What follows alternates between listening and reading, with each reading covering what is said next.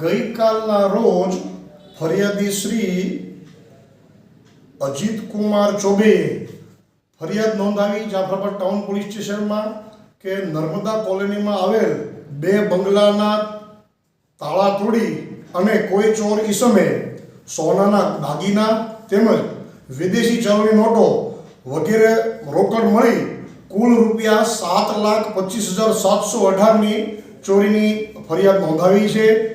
આ કામના ભોગ બનનાર છે લલિત ગુપ્તા અને વિકાસ વર્મા કે જેઓ ગત 9 તારીખથી લગ્ન પ્રસંગ સબબ બહારગામ ગયેલ હોય અમને તેના મકાનમાં ચોરી થયેલ હોય। આ બાબતે પીઆઈ જાફરાબાદ તેમજ એલસીબીનો સ્ટાફે સાથે રહી અને ટેકનિકલ સર્વેલન્સ તેમજ હ્યુમન ઇન્ટેલિજન્સની તપાસની અલગ અલગ ટીમો બનાવી તપાસ હાથ ધરી છે અને ગુનો ડિટેક્ટ કરવાના પ્રયત્ન હાલ શરૂ છે।